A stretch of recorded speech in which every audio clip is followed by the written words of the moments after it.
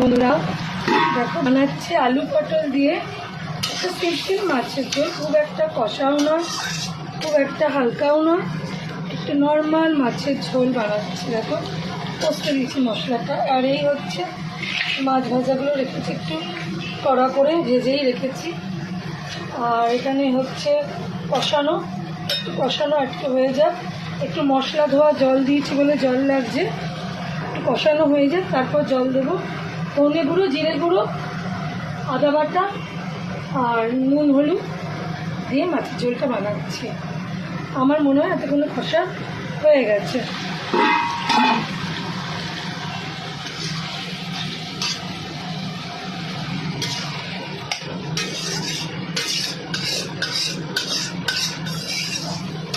একটুখানি কষা কষা করে নিই। আলু পটল দিয়ে মাছের ঝোল খেতে বেশ ভালোই লাগে গো বন্ধুরা, বেশ ভালো লাগে। আর একটু হোক কষাটা, একটু তেল ছাড়ি। দেখো অলমোস্ট ডান, আমি একটু বেশি করেই কষিয়ে নিচ্ছি যাতে খেতে খুব ভালো হয়। আর এই কড়াগুলোতে কষিয়ে কষিয়ে রান্না করলে একটা আলাদা টেস্টও আসে বন্ধুরা, বুঝেছো? একটু বেশি করে কষিয়ে নিলাম, দিয়ে আমি অল্প করে জল দেবো, খুব বেশি আমি জল এর মধ্যে করবো না। ওকে, চলো এর মধ্যে এবার জল দেওয়ার খোলা এসে গেছে।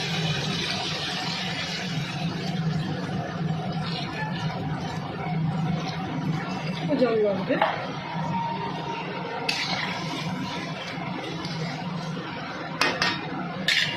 জলটা ফুটে উঠুক তারপর আমি এসে মাছটা দেব।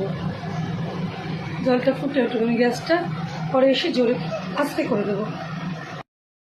হয়ে গেল মাছের ঝোলটা, ব্যাস এটা এবার নামিয়ে ফেলবো। এটা একটু গ্রেভি রাখবো, বুঝলে? 5টা লোক তো একটু গ্রেভি লাগে, বলো বন্ধুরা? তো একটুখানি নামিয়ে ফেলবো এবার।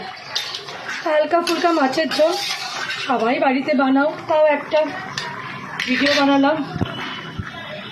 এই ফাঁকে একটু তোমাদের সাথে কথাও হলো, ভিডিওটা কেমন লাগলো। এই ফাঁকে তোমাদের সাথেও একটু কথা বলা হলো। সামান্য মাছের ঝোল সবাই বাড়িতে বানাও, তো বানিয়ে দিলাম একদম হালকা করে একটা মাছের ঝোল। ভালো লাগলে পুরো ভিডিওটা দেখে অবশ্যই কমেন্ট করো বন্ধুরা। পরে কথা হচ্ছে, এখনকার মতো টাটা। পুরো ভিডিও দেখে কমেন্ট করবে।